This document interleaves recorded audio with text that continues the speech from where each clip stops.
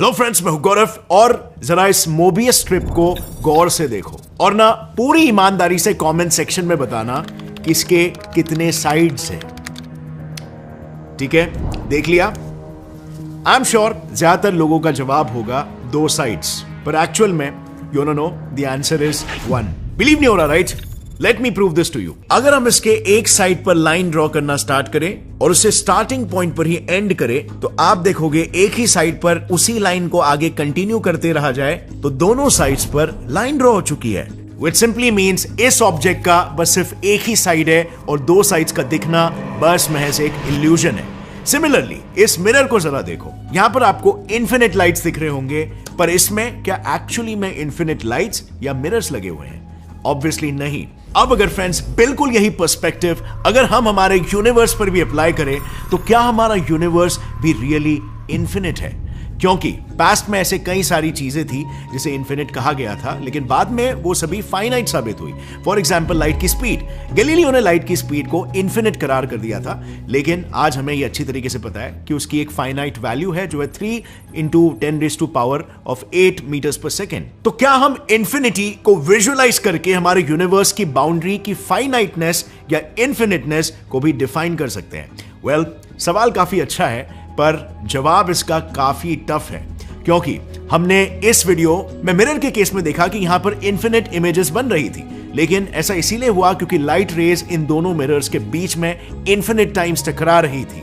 In fact in number of images को calculate करने का एक सिंपल सा फॉर्मूला भी है। इसमें आपको सिर्फ दोनों मिरर्स के बीच का एंगल डालना है and done, number of images की वैल्यू आपके सामने आ जाएगी। बस फिर जैसे ये चीज हमने अपने पैरेलली प्लेस मिरर्स पर अप्लाई की, तो बिकॉज इनके बीच का एंगल 0 था, इक्वेशन बना 360/0 और फाइनल जवाब आया इन्फिनिटी। और ऐसा इसीलिए क्योंकि हमें बचपन से ये सिखाया गया है कि any natural number divided by 0 is infinity and any number added और subtracted to this infinity is also infinity. But there is a catch. हमें स्कूल में जो बताया गया है कि 1 डिवाइडेड बाय 0 इज इन्फिनिटी, ये एक्चुअली में गलत है, और इसीलिए शायद उन मिरर्स में दिखने वाली इमेजेस का नंबर भी गलत है। क्योंकि बात कुछ ऐसी है ना, अगर मैं 1 को 0 से डिवाइड करूं तो आंसर कुछ भी आ सकता है। एग्जैक्टली कुछ भी। फॉर एग्जाम्पल अगर मैं 1 को 0 से डिवाइड करूं, या फिर 0 × 5 डालूं, या फिर 0 × 17 डालूं, या फिर 0 × इन्फिनिटी, हर बार रिमाइंडर आएगा 1 और मल्टीप्लिकेशन फैक्टर में आंसर कुछ भी हो सकता है, लाइक 5, 17, 1000, इन्फिनिटी एटसेट्रा एटसेट्रा। और इसीलिए इसे इन्फिनिटी ना कह के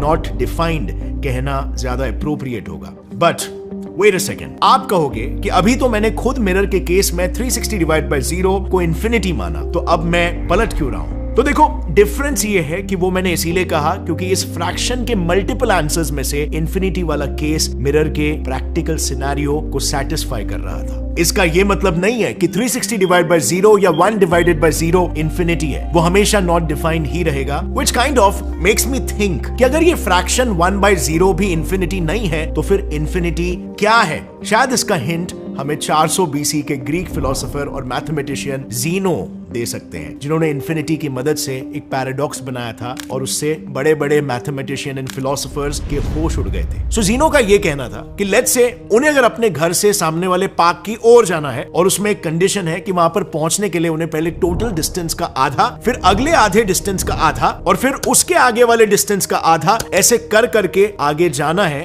तो ऐसे में भले ही ज़ीनो को हर बार एक फाइनाइट पीस ऑफ डिस्टेंस ही पार करना होगा, लेकिन अल्टीमेटली हर कदम के साथ टोटल डिस्टेंस के इतने छोटे छोटे पीसेस बनने लगेंगे कि उस पूरी जर्नी को कंप्लीट करने के लिए ज़ीनो को infinite amount of distance travel करना पड़ेगा और उसमें इन्फिनिट अमाउंट ऑफ टाइम लगेगा। But as you can imagine, practically ऐसा नहीं होता और ऐसा नहीं होगा क्योंकि टोटल डिस्टेंस तो फाइनाइट ही था, और इसीलिए ज़ीनो रियलिटी में आराम से पार्क तक पहुंच भी जाएंगे। इनफैक्ट इसे सिर्फ सिंपल मैथ से भी प्रूव किया जा सकता है। लेट्स से इस पूरे फाइनाइट डिस्टेंस को d मान लेते हैं। इनिशियली ज़ीनो ने d/2 डिस्टेंस को ट्रैवल किया और उसके बाद सेकेंड इंटरवल में d/4, उसके बाद d/8 एंड सो ऑन। अब इन सब को ऐड करके इसमें 1, 2 कॉमन निकालना है और फिर हमें ये मिलेगा।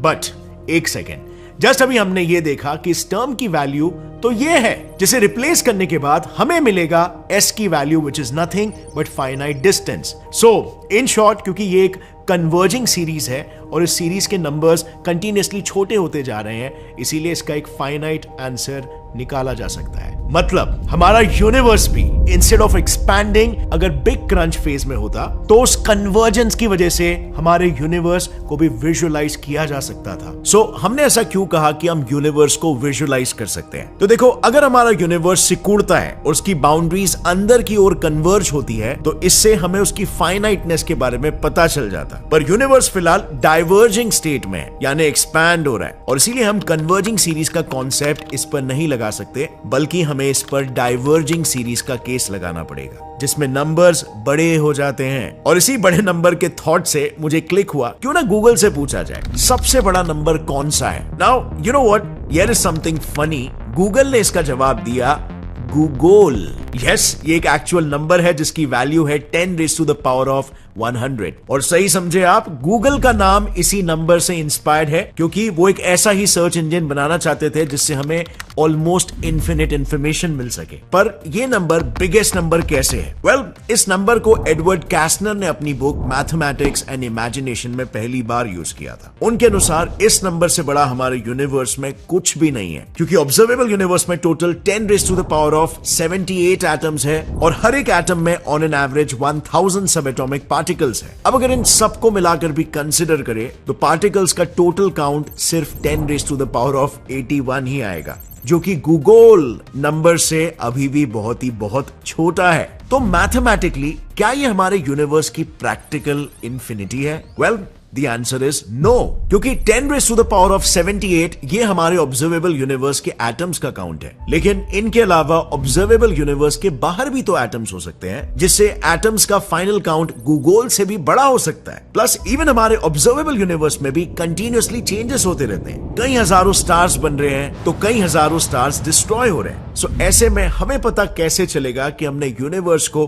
गिनना कहां से शुरू किया और कहां पर खत्म? अब रुको, इसे एक एनालॉजी से जाता हूं। देखो, इमेजिन करो कि आप वो पहले इंसान हो जिसने कोई शिप बनाई हो और पृथ्वी को नापने आप निकल पड़े। अब ऐसे में जैसे जैसे आपकी शिप आगे बढ़ती जाएगी उसके पीछे का सराउंडिंग चेंज होते जाएगा। सो जब शिप अर्थ का चक्कर लगाकर वापस लौटेगी तो सब कुछ चेंज हो गया होगा, और क्योंकि आपके पास कोई एडवांस टेक्नोलॉजी नहीं है टू वेरीफाई कि आप कहां पर हो, सो नेचुरली आप पृथ्वी के मल्टीपल चक्कर लगाते रहोगे और सोचोगे कि पृथ्वी इनफिनिट है। नाउ व्हाट इफ यही सब यूनिवर्स के साथ भी हो रहा है? आई नो ज्यादातर साइंटिस्ट यूनिवर्स को फ्लैट और इन्फिनिट मानते हैं, लेकिन उनके ऑब्जर्वेशंस में एक फ्लॉ है जो एक्चुअली में ऑपोजिट चीज को प्रूव करता है। देखो, साइंटिस्टों ने कुछ थियोरेटिकल कॉस्मोलॉजिकल मॉडल्स बनाए बिग बैंग और कॉस्मिक माइक्रोवेव बैकग्राउंड के आधार पर, और जब इन मॉडल्स को वैलिडेट करने के लिए साइंटिस्टों ने प्लैंक ऑब्जर्वेटरी को CMB को मैप करने के लिए भेजा, तब पता चला कि ऑब्जर्वेशनल CMB और थियोरेटिकल CMB में एटलीस्ट प्लस या माइनस 0.4% का एरर है। मतलब लेट्स से एक्चुअल CMB का पैच 1000 किलोमीटर स्क्वायर का है and biggest of the distance हमें वो 10 मीटर स्क्वायर का नजर आता है। तो ऐसे में अगर वो पैच हमें 9.96 मीटर स्क्वायर का दिखे, दैट मींस लाइट स्क्वीज हुई है और यूनिवर्स सैडल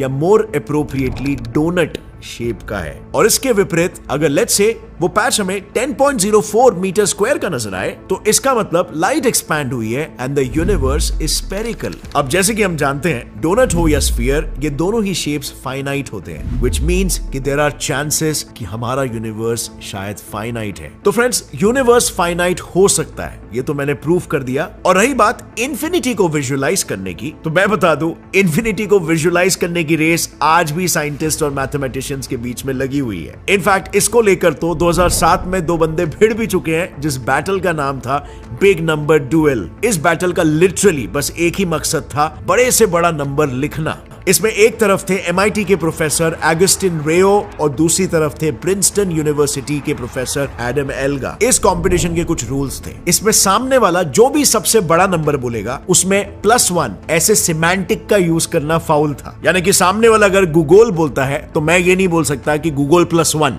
मैं जीत गया, that means I will be disqualified. अब ये बैटल काफी देर तक चला, जिसमें नॉर्मल नेचुरल से लेकर फैक्टोरियल्स और ट्यूरिंग मशीन के बिजी बीवर फंक्शन को भी घसीटा गया, लेकिन फाइनली रेयो ने एक ऐसा नंबर दिया जो आज तक के सबसे बड़े नंबर का खिताब रखता है, द रेयो नंबर। एक्चुअली इसे डिफाइन करने के लिए रेयो ने फर्स्ट ऑर्डर सेट थियरी का यूज किया, जिसमें अगर देखा जाए तो सिर्फ 0 को लिखने के लिए 10 सिंबल्स यूज करना पड़ता है और 2 को लिखने के लिए अप्रोक्सीमेटली 40 सिंबल्स लगते हैं। रेयो ने इसी कॉम्प्लेक्सिटी का फायदा उठाया और बोला एक ऐसा नंबर जिसे लिखने के लिए फर्स्ट ऑर्डर सेट थियरी के 10⁻⁴ सिंबल्स लगेंगे। अब ये नंबर इतना बड़ा था कि अगर इसके हर एक डिजिट को समय के सबसे छोटे यूनिट 10⁻43 सेकेंड्स यानी कि प्लैंक टाइम में भी लिखे तो इसे लिखने के लिए 10⁻48 ईयर्स लग जाएंगे। इनफैक्ट इतनी स्पीड से लिखने पर स्पेस टाइम फैब्रिक ही फट जाएगा और ब्लैक बोर्ड पर इतनी फ्रिक्शनल हीट जनरेट होगी कि तापमान प्लांट टेम्परेचर तक पहुंच जाएगा, जो पूरे यूनिवर्स को आसानी से पिघला सकता है। But you don't have to worry friends, क्योंकि क्वांटम थियरी के हिसाब से आप कभी मर नहीं सकते, which is quite fascinating, right? कैसे? वेल, इस वीडियो में इसमें मैंने पूरी डिटेल में बात की है, जो आप यहां पर क्लिक करके देख सकते हो। बहुत ही इंटरेस्टिंग वीडियो है। और अगर फ्रेंड्स इस वीडियो से आपको कुछ भी नया सीखने मिला तो एक लाइक जरूर ठोकना। Get set fly science channel को सब्सक्राइब कर लो और बेल नोटिफिकेशन दबाओ ताकि आगे आने वाली हमारी कोई भी वीडियो की अपडेट आप मिस ना करो और आप हमेशा नॉलेज को गेन करते रहो। See you next time. As always, stay curious, keep learning and keep growing. जय हिंद।